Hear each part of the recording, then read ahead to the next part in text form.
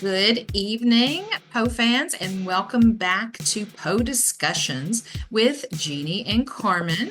Hey, Jeannie, Hey, Carmen. how's it going tonight?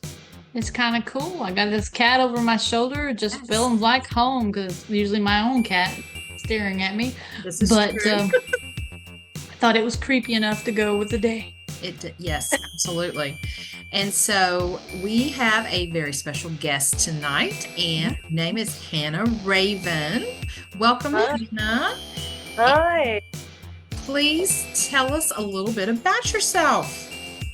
Uh, okay, golly gee, where to start? Well, my name's Hannah Raven. I am from Sydney, Australia.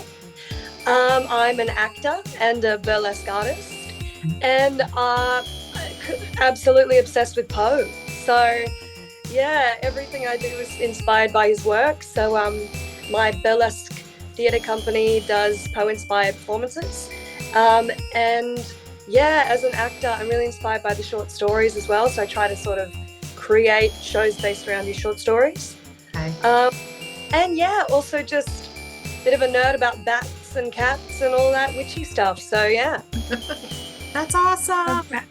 Right up my alley. I like it. Okay. Yeah, Ab- very much.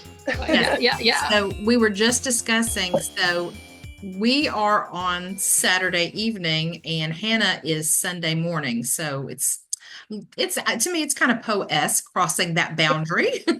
Yeah. Yeah. What's really Poe-esque is it's like surreal because we're Mm, time traveling. That's right.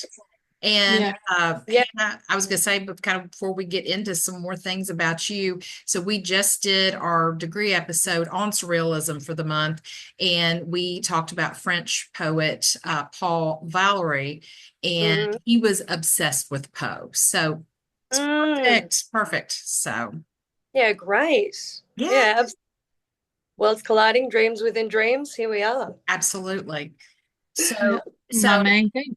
So have you been dancing since you were young, or did you do this like later in life? Yeah. So I was performing, I mean, ever since I could remember, probably from the age of like 3 years old. Oh, So started, it's a very big thing in Australia, like dance schools, and you do your jazz, tap dancing, ballet classes, all that kind of stuff.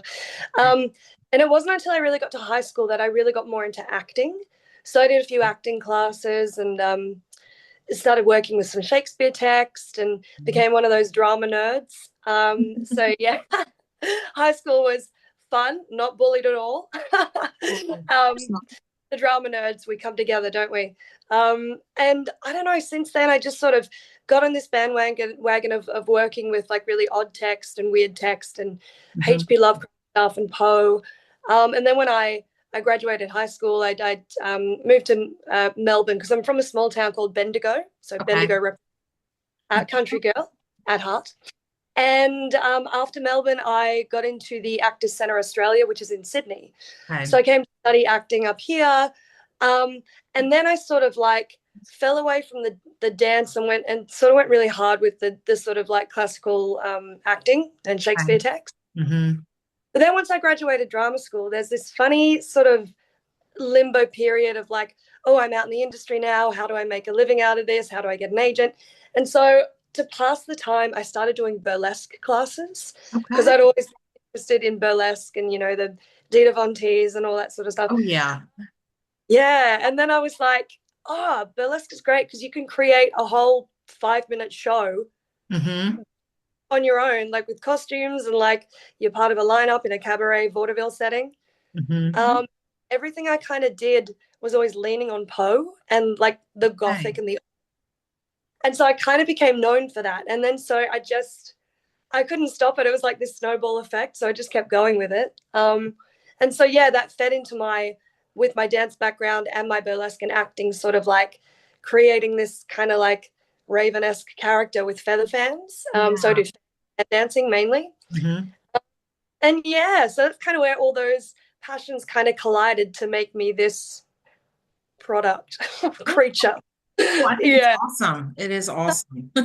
Yes. Yeah. And it fits so well because burlesque, it's something you never actually think of that is still popular in Yeah. in theaters, or it's one of those kind of faux pas around here, especially in the United States. It's Mm, one of those kind of faux pas artistic venues. In essence, it's like strip clubs. So sorry, yeah. but they view No, it that way, and I don't yeah. understand why, because it's very much it's performance based, and it's wonderful, and it can be Yeah.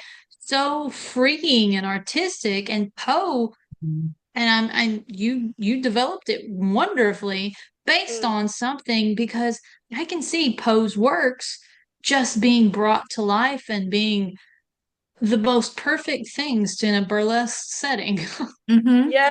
It's a really good point you make, because burlesque for me, what interests me was the satire and the comedy and the parody.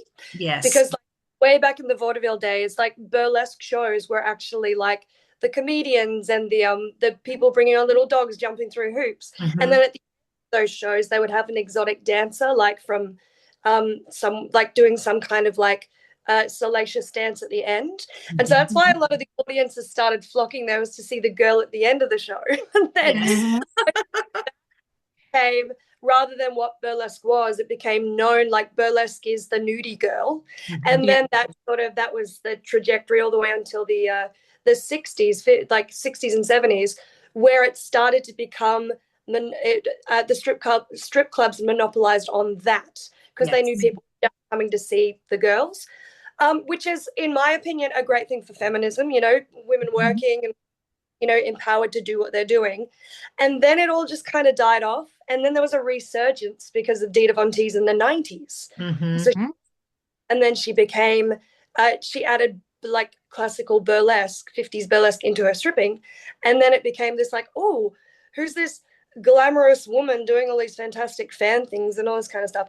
And then that's why the resurgent in like the, you know, 2010 all the way till now, the Mm-hmm. burlesque, especially in Australia, have just like boomed. They're everywhere.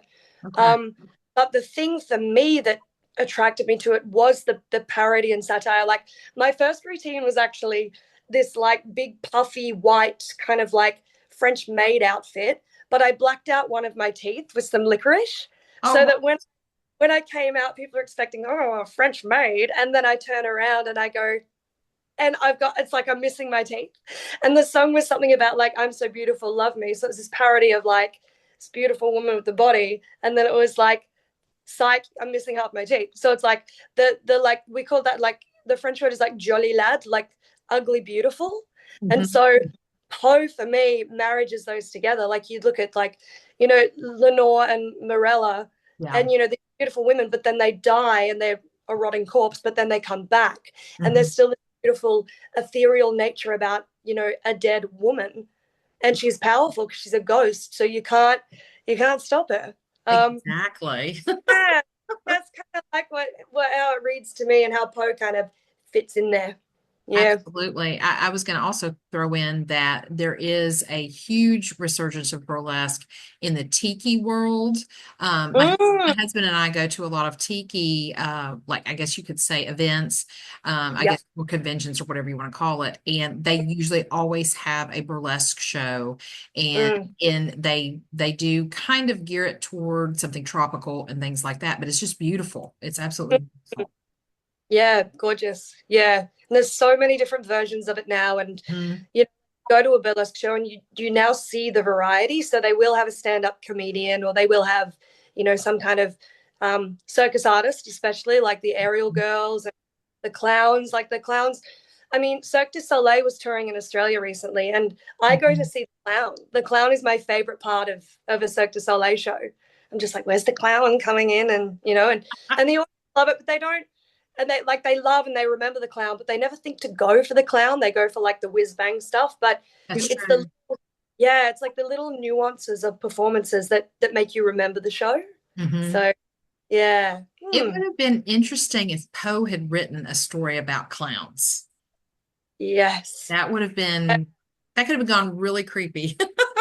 Yeah, I'm trying to think back. I mean, especially back in his day with like, I mean, vaudeville. Correct me if I'm wrong. I mean, it's like it's hundreds of years old, but it didn't really take off until like the late 19th century. I think Yeah. so. Sort of it. Yes. Yeah. Yeah. And the, you know, 10s and 20s of the 20th century. But I wonder back then, I mean, obviously, like, I mean, his mother was an actor, like a Shakespearean actor. So he would have been very versed in like Feste and Touchstone, those kinds of like Shakespearean clowns. One character who I do believe is a clown in Poe stories is Signora Psyche Zenobia.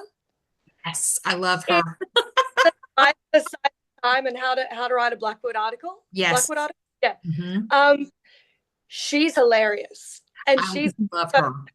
parody of a rich woman of the times. Mm-hmm. So a bit of fun of like the aristocracy and women.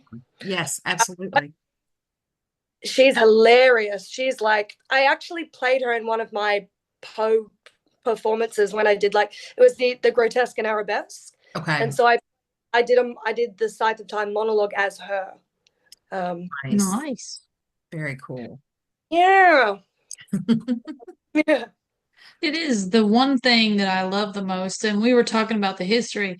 The closest thing I think in Poe's day would be like a jester at a courtroom, you know, at a king's court or something, would be the closest to him, and what would be, I guess, a vaudeville actor, because, like you said, it was more late 1800s when they had the traveling circuses, and then like Hop Frog, obviously Hop Frog. yes, Yeah.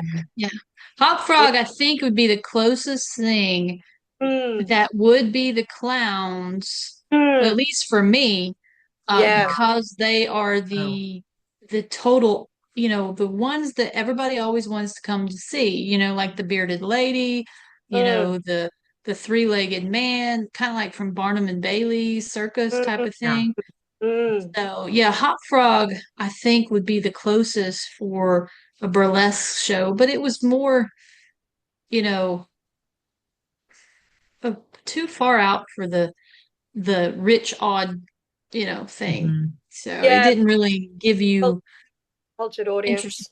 Yeah. But yeah, that's funny you mentioned, like, we talk about Hop Frog as well, because when you look at Shakespearean clowns, and I mean, Poe was so inspired by European writings and English writings. You know, having lived in Europe when he was younger with his foster family, he the clown, especially Shakespeare clowns, they are actually the smartest, most intelligent character in the whole story, because they're the ones that get away with saying what they want. So they're at the court making fun of everyone at the court, but the court like that because it's a roast. So they're like, oh, making fun of the king, like, oh, tell us a joke. But also they get to like take the mirror and put it back on society. Yes. And making fun of them, but they're also like pointing out their shortcomings. But if you become offended by it, you're agreeing you're a bad person. So like the court and everyone have to laugh along with what the court jester does and all that. But they're always the smartest one, which is why Hop Frog is the victor of that story. Absolutely. He's like, I ain't you, but I'm gonna get you, and he does. Exactly, and he does. And True Petter, of course, you know. Let's not forget the women in the story. Oh yeah, absolutely. Yeah. So tell us about some of the stories and the poems that you've used in your choreography. Well, the Raven. I've done a Raven act with big black Isis wings that are on like wooden stave things. So I've done a Raven act, which I think every Poe fan probably has.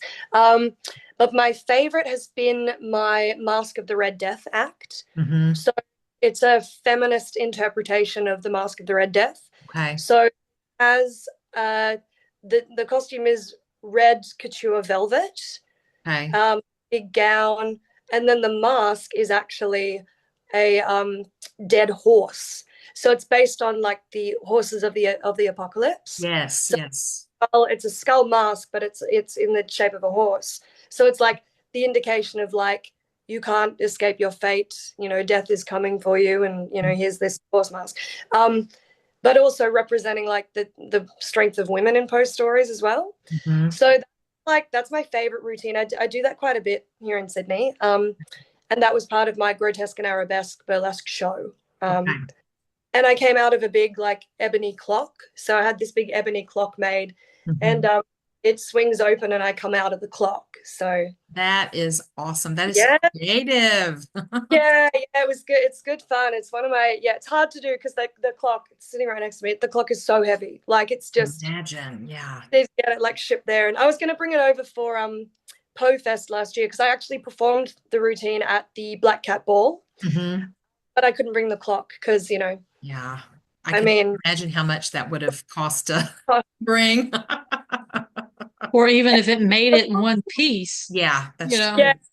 Yeah, I was like, maybe I'll find one over there. I was like, I'll go hunting in some antique stores. I'm like, oh no, this is too much. Just do your dance, Hannah, and get off. Yes, and I think did you wear the outfit for the costume parade? Yeah, I did actually. Yeah. Yes, I remember seeing it. It is absolutely gorgeous. Yes, beautiful. Yeah, I wore it for the costume parade. I thought like, oh, you know, I'm only performing in it once. I should probably get it seen as much as possible. So as the red bar, the face, and the yeah. It was very hot that day. I will never forget. I mean, I'm an Australian, and I know how hot it gets, and I'm there in Baltimore, and I'm like, oh, it's going into autumn, it'll be fine. Yeah. And I'm in these layers of red velvet and this mask and like feathers over my shoulder. And I remember just standing there, just like sweating profusely, just like, oh yeah. Keep you cool. You're about to go out there, and then it's like, oh. And then the second the parade was over, I was like, oh, get it off me. Oh my goodness. Yeah. That would be the perfect opportunity for exercise workout because the heat and the humidity and everything and that probably lost a few pounds you probably couldn't afford. So you know, like hot po yoga. Yes, exactly. Hot po yoga. There you go. You may have started a trend. That's it. Monopolize on that. Exactly. Yeah. Well, how do you choose the music styles to go with your choreography? Because that to me, that makes, you know, the to me the choreography is the main piece, but then you've got to add the music with it because it's like how dark do you want it? And it just I'm just kind of interested in that. It's a good question because I actually work in the reverse. So I find a song that I really like and I go, ooh, that there could definitely be a routine to that song. So I'm inspired by a lot of like 90s music, like Placebo and like David Bowie as well. Nice. And so I've done a few routines to some of their songs. So I find a song and I go, oh, I think that the track actually sort of guides the choreo for me. Okay. So I sort of go song, costume, choreo, because especially with burlesque, the choreography is the removing or the like dealing with the costume. So a lot of burly girls work like that. They have an idea or they get a costume made and they're like, look at my amazing new costume. It's like, I can't wait to see the routine. It's like, yeah, it doesn't have one yet. Oh. Yeah, because then it becomes like when does this come off and when does that go up and when do the fans come in and how do I so but everyone's different, you know. Some people have, you know, dance routines they've been using for years and then they turn that into burlesque or they change the music. Right. A lot of girls will like, you could do like the same routine or very similar choreo but to different songs or with different costumes. Okay. Which might sound a bit lazy, but it's also the audience love it because, you know, then you've got a bit of repertoire and you're just mixing things up. So absolutely. Yeah, because I can see the costume, the visual being a huge part as well. Yeah. Yeah. Yep. Definitely. Yeah. Now, how long has your excuse me if I get this wrong, your program in Australia that you created, how long has that been running? You know, when did it start and kind of who was the backing and who has gotten involved since then, I guess is what I'm trying to get to. Yeah. So I started it pretty much right after I finished my acting training at drama school. So that would have been like 2012, 2013. Okay. And the company used to be called the Burlesque Theatre. Mhm. And so the first show we ever did was called Edgar's Girls, and it was actually about all the women in Edgar Allan Poe's life. Oh, cool. So Virginia, Muddy, his mother. Mhm. And that was great. And then I sort of moved on from that and was like, oh, I don't want all the productions I do to just be about burlesque, because I want to do plays as well. Mhm. So, what do I call it? And it like has to sound Poe, but I don't want the burlesque in there. And I was like, and because my middle name is Raven, so I was like, okay, well, I'll just call it Raven Productions Australia. Yeah. And then so I was like, cool, that's just the name. And then the shows can be any kind of genre I want to make them. So the last one I did, which I actually just finished last year, was The Telltale Heart, with me as the caretaker, the murderer. Nice. Nice. Feminist interpretation of The Telltale Heart, Mhm. which it actually took me years to get off the ground, because it was already written, but I had to make it, because it's a short story. So you got to flesh it out with action, songs, and then trying to find a venue. Venues are a bit tricky in Sydney, because they're either like the really big giant theatres, which you've got to invest a lot of money and time into, Mhm. or theatres where you need to get your foot in the door with them. And a lot of them have closed down recently. Like it happens everywhere, but just like the market in Sydney, like real estate's a bit tricky at the moment. So like a lot of companies have gone under, which is really sad. But we keep forward. So yeah, I'd say so how long have I been going for? That's like nearly 12, 14 years. Yeah.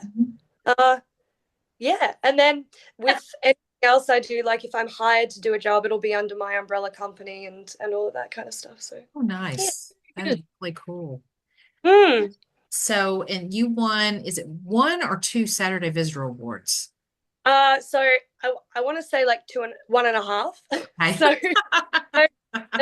years, I think it was like 5-6 years ago, I was involved in a show called A Midnight Visit, which is the biggest large-scale immersive Edgar Allan Poe show in the world. Oh, wow.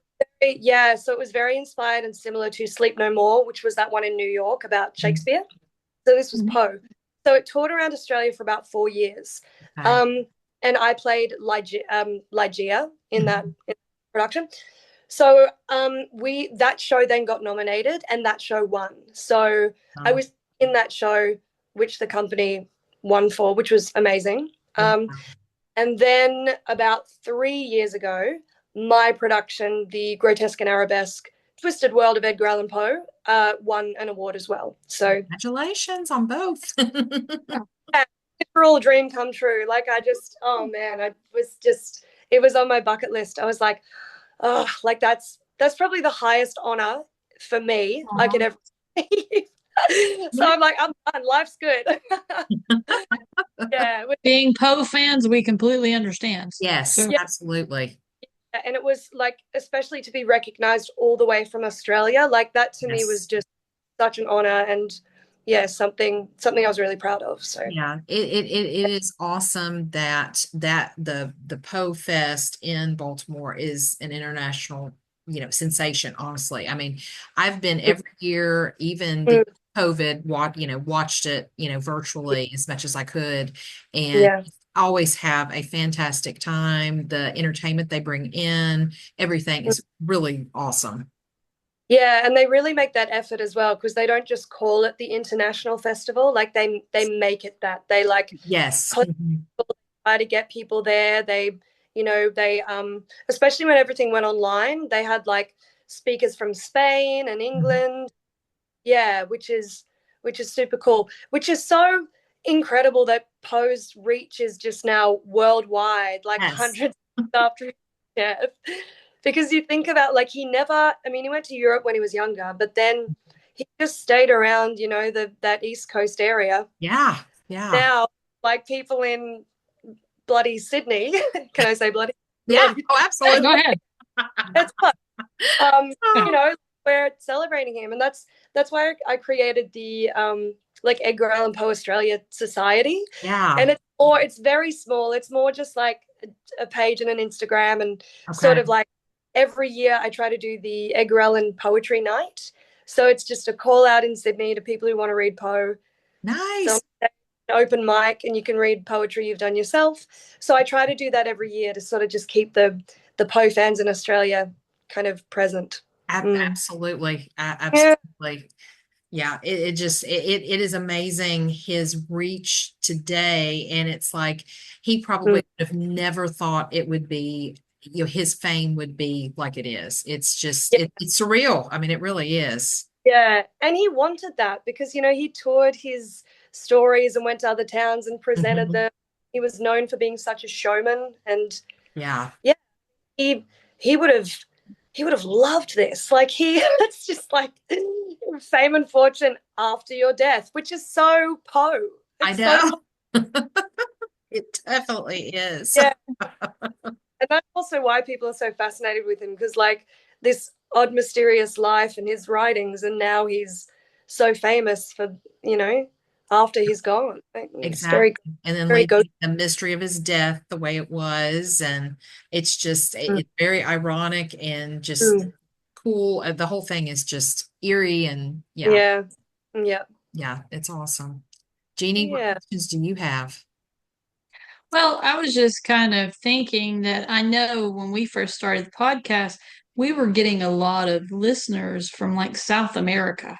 Yeah. In that area and stuff. And we were like, wonder how we sound when we translate to either Portuguese or Spanish in that way. But I wonder if they really pick up on how cray-cray we are over po-po. Okay. But so no, to like you were saying, it's just one of those things that we talk about, and we would love to know how he would feel to know that his words are still touching so many of us in this day and age. I mean, it's been over 200 years. Yeah. And and we've talked about this too. It's like he touches stations of life. Like when I first read him when I was in my preteens, it was a totally different way. It was like I was fascinated because he loved animals. He talked about animals. Now, I didn't read Black Cat because I'm a cat person, but Raven and those kinds of things. And then when you get to mid, 20s, 30s or whatever, you see it in a whole different way. Yeah. And you were talking about how Shakespeare was always, he had the Globe Theatre. They always had people just traveling around. Even in the United States, there's traveling Shakespeare companies. Absolutely. I would just think it'd be really cool if there was a traveling Poe company. Yes. I know. Wouldn't that be awesome? It'd just be incredible because his stories are so theatrical. So like when you look at Shakespeare, they're plays, so they're written to be performed. But the argument I constantly hear is that Poe's text is written to be performed, but they're just short stories. And the thing about Poe, I think, that touches people all over the world is the psychological introspection in his writing. And this is way before Freud and all that sort of, the unconscious, conscious. And, obviously philosophers through the decades have talked about, like the subconscious and what it says to us. But, like Poe was not only writing about it, but he was writing about it so well. Like his writing was not didactic. Like he hated didactism. He was known for hating that kind of like, there's a moral to the story. He always, like a poem is a poem for a poem's sake. Like, it was, and writing should be entertaining. So if you've got something to say or you're talking about something that we all know about or we recognize with, it still needs to be told in an entertaining way. Yeah. And that's what he did. And they're the two reasons why I think people love Poe so much, is because it is entertaining, but it does also make us think. It does also make us kind of look into ourselves and remember our loves, or like, guilt we've felt, or excitement over like a treasure hunt or something like that. So yeah, he just nailed it. He nailed it. He does. Very few stories really are, there's not too many that I don't like of Poe. Like, we won't talk about Jeannie's one she hates, but because we always pick on her for that. But it's not that I hate it as a story. It's just that the story just doesn't do anything for me. It just makes me irritated because it is so It's some far. words with a Yeah. moment. Yes, some Ah, words with a mommy. No, but no. that's not One thing I what love that you were talking about, especially with Poe, is like with the Cask of Amontillado. mm, You can read that story, and he tells both sides of the story. Yes. yeah, So at the end of the story, you really don't know who you should be rooting for or whose side you should be on. Mhm. He gets you to look at it from both points of view. hmm And that's the yeah, one thing with all his stories, and that's another thing that draws you to him, that makes yeah, his stories so powerful. yeah, Absolutely. yeah. And he knows his characters so well. You know, like they have a very, very clear function within the story. Like the fall of the House of Usher, the twins, Mhm. the way he describes their history, the narrator, the friend going to the house, why he's there, what him and his friend talk about. Mhm. And then the imagery within the writing with Yeah. Madeline and her disheveled nature and the house crumbling. And it's just, Ah, yeah, the descriptive nature of his text is just, that's why, you know, they kind of lump him in the decadent period of writers. And yeah. that's why Child loved Poe, because he was all about decadence and he was very inspired by Poe's writing and, you know, the descriptive nature in The Raven and the Purple Curtains. And Mhm. yeah, so Absolutely. delicious. Yes, it is. Very much. So, Very so how did you get introduced to Poe? Ah, I love this question. Okay.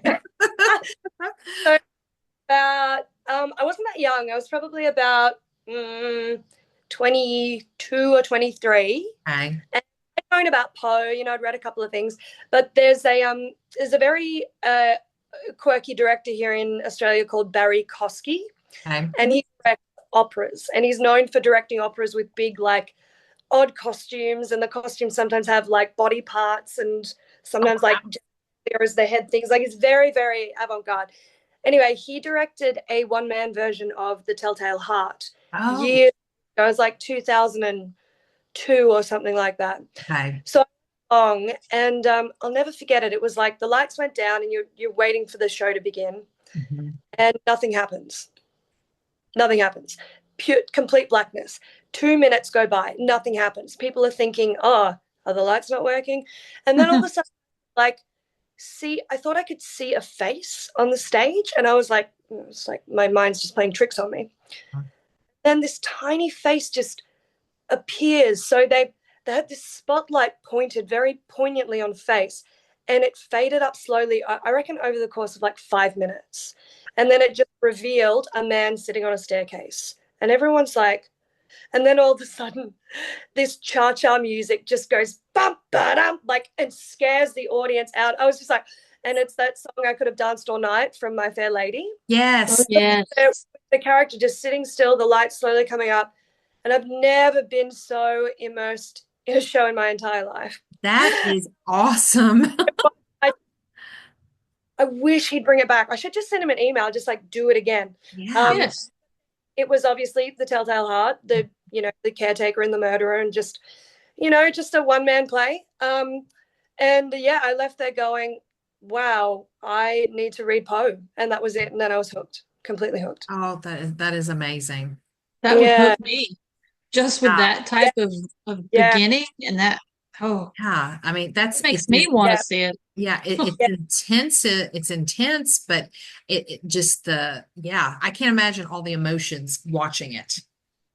Yeah, and that's why, I mean, that inspired me. That was like nearly 20 years ago to do Ah, the Telltale Heart myself. I was mhm. like, God, it worked so well as a one-man play. And I'm like, all right, let's, bring the one-woman show. And so Yeah. I did that last year, which I'm hoping to bring to you guys next Yeah. post season or Yeah. some version of it. Yeah. Because I was at the festival last year for the first time, and I was like, oh, I have to come every year now. I'm just gonna have to budget it in and be there. Yeah. Oh yeah. And I will Right. definitely be there. Jeannie has not gotten to come yet, and so we're trying to get her there too. So Yeah. Yeah. yeah. Very Oh, cool. it'll be so much fun. Will Yeah. show up when you never expect it to. That's true. Yeah. Just creeping. I'm like, Exactly. I'm the bad penny that, I'll just creep in and like, woohoo, I'm here. Yeah, because sometimes she is the voice behind the curtain, like Oz. She sometimes is not showing herself, but Yeah. Yeah, I usually use pictures instead of my face because I'm Yes. like, Yeah. no, just keep it guessing, people. Keep it guessing. Absolutely. Yeah. The alias, the veil. Absolutely. So, okay, so you got hooked on Poe and with that show. So what do you have a favorite short story and poem, or is one or the other, like some people have one of each, some people just say this is definitively my favorite. I will say controversially, I'm more of a fan of his short stories than his poetry. Yeah. I think maybe because I'm an actor, and so I like the characters and like the linear or the like beginning, middle, and end of things. Absolutely. Yeah. So my favorite is definitely the case of M. Valdemar with the melting away of the bodies. Oh, it's just rotten. Like it's but it takes the like the course of actions that it takes to get to that point is just, it's so well written, like the hypnotism and then coming to visit the body, and he's like, I could perceive a faint breath, and it's like, is he dead or is he not? And then we wakes him up and he's been rotting for weeks, and it just my favorite thing about Poe stories is that they just end. The ends of stories are just like the end. It's like in Pit and the Pendulum, it's like all this horrible stuff happens and then I was saved. End. Yeah. And what? Ties it up really quickly, which is a good dramatic kind of like a technique he uses, because it's about the like entertainment of the story. But yeah, Valdemar definitely. I remember reading that and just being like, this is the imagery and the visuals was just disgusting, and I was like, oh, I was really taken by that. Yeah, he's real good about giving you the, oh wow, I can't stop reading it. It's like that train wreck that you watch in the news, and you just like, the more gore, the more is like you can't stop. You just can't stop. I can't look away. You just got to keep reading. Yes. But I mean, poetry wise, I would say, I'd have to say The Raven. Like I just, it's so like good. The musicality of it is just so good, and the imagery, it's a work of art. It really is. And it's why, like, you guys are so lucky. Like in high school, you guys study it and you study Poe, but because like we don't study Poe at all. Like he's not really on the syllabus for us. Which we need to change that. Yes, because it's interesting because I teach high school English. Jeannie is a teacher and she's taught high school English too, and it's very interesting because like fresh, ninth grade year, the kids kind of, well, ninth and 10th kind of do world language, world literature, and so you get a little bit of European, you get a little bit really just everywhere, like because we have a wonderful short story we read from Japan the first night, and we get American as well, and then junior year is all American literature. They don't do anything else, and then senior year they do British literature. So they get like in high school, in an American high school, you get a very well-rounded introduction to all kinds of authors, poets, satirists, playwrights, you name it. Great. Yeah, like we study a lot of European stuff, like a lot of English and a lot of Shakespeare, which is great. Like we have, like I do recall my friend saying that her daughter had to do The Raven for a speech at high school and wanted it, and I was like, oh my God, this is great. And I was like, did they tell her she had to do it or she chose it? And she was like, no, she chose it. And I was like, yes, nice, there are more of us. We're multiplying. The newer generation is coming with us. Woohoo! Yeah, absolutely. Come on down. Yeah, because go ahead. Oh, just like Poe minions, I wanted to create, the Edgar Allan Poe Society of Australia, because I was like, every time I would do something Poe, people would reach out and go, I've always loved Poe. I love Poe. I love Poe. And I was like, oh, well, we need to do more Poe, So, yeah. No, I was going to say, because we just finished Romeo and Juliet, and in this particular 9 weeks, Annabelle is part of our curriculum. So I just Right. did with some of my students, just post background, and we did Annabelle, and that's a poem that they absolutely love. Yeah, nice. Love Yeah, that. beautiful. And it really is kind of cool talking about the star-crossed love connection to Romeo and Juliet, because when I never had Yeah. thought about it until I started teaching it with Romeo and Juliet, and there Mm. really is some nice ties to it. Yeah. Star-crossed love. Yeah. I think especially with Poe's poetry, like he was writing since he was young. Like the other poem that comes Mhm. to Lake, um, which I adore, and he wrote that when he was 19, apparently. Yeah, that's a beautiful one. And it Mhm. and a lot of artists have like recorded, like sung it and recorded it and been inspired by the lake.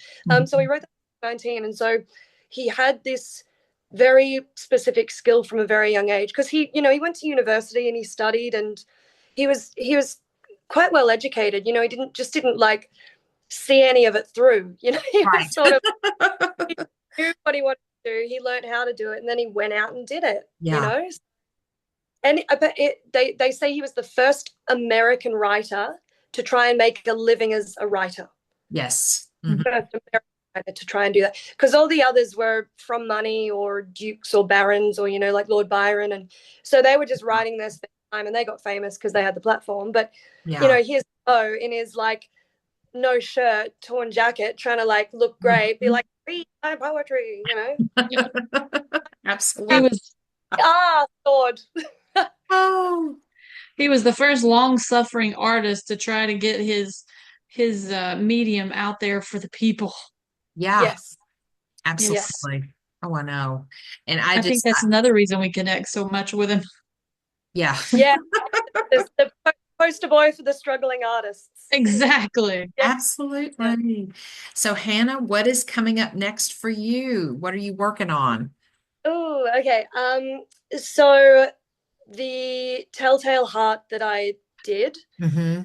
that it exists. The plan is to then tour it in Australia and hopefully bring it over to you guys. Okay. So that play will have another life sometime this year. The Edgar Allan Poetry Night will be coming up in a few months' time. There's a fringe festival that happens here, so I put that on every year. Oh, nice. So those are the two things that I'm sort of like moving towards. Okay. At the moment, I am performing in a play called Ophelia Thinks Harder at the KXT Theatre in Sydney. Mhm. So it's a feminist retelling of Hamlet. So it's about it's it was written in the 90s. It's pretty funny. It's Hamlet, but from Ophelia's perspective. Okay. Mm. Yeah. Yeah, and I'm playing Rosencrantz, so I get to get my clown on a bit. Nice. So I'm doing that at the moment. And then also just burlesquing. I'm a regular resident artist at the Talk and Tease burlesque show in Sydney. Okay. All right. The Pleasure Club in Sydney as well. Mhm. And wherever else I can get hired. Really? Yeah. There you go. Yeah. Performing is the name of the game. Yes. I know. Just keep going and put yourself out there and see who's interested. There Absolutely. you go. Well, I hope it works out that you can Mhm. bring the Telltale Heart over here. We will Right. be first in line to get tickets. Yeah. That'll be Hey, what? awesome. I better get rehearsed. Oh gosh. Yeah, we'll be front row going, woohoo, let's Yeah. go. Yes. And And I'll be like, buy a bit. Creeping up with my lantern. Yeah. oh, Yeah, that's all right. That's Yay. Go for it. Swing your Mm. lantern at me. You knock me in the head, it'd be fun. yeah. So Hannah, tell our viewers and listeners where all can they find you, like on In social Australia. media? Yes. Yeah. So you can find me at ravenproductionsaustralia.com. That's our website. Okay. That's also on Instagram and Facebook. Same. Also, the Edgar Allan Poe Australia is on Facebook and Instagram. And through our website with the Raven Production site, you can also find, there's a bit of a blog on the Poe Australia stuff that I've done. So Okay. kind of in there. And then my Instagram's just hannah.raven.smith. Okay. So now you, yeah, so that's me. That's where I'm at. Awesome. A fellow Smith. It's got to be. Yes. I know you We're have an everywhere. exact- there's always like a Jones or a Smith at the end there. I was like, keep it simple. Exactly. I make Yeah. the joke all the time when I have to check in with anybody, and I was like, yes, that is my real name. I'm not Yes. doing an alias today. That's the one. Yep. Born with it. Proud. Yep. Born of it. Yes. Know it. Love it. Jeannie, So- do you have anything else? I just want to say thank you, Hannah. It's been a pleasure, and I'm so happy that you are taking Poe to another level, Yes. because Yay. it is something that I can foresee his works just being very successful in that in that venue. Absolutely. So thank you, and keep on keeping on, and I'll wish you all the best. Yes. Oh, thank you both for having me. Really Oh, appreciate yes. Thank you. Yeah, it has been awesome talking with you. Yes, and hopefully, good Lord willing, the creek don't rise, as my old saying goes from the East Tennessee, is that we'll probably see you come up in October. Yes. That's it. Thank you so Yes. much. Yes. Thank Well, I guess All right. on that note, we we are are Poe Oh. out. out.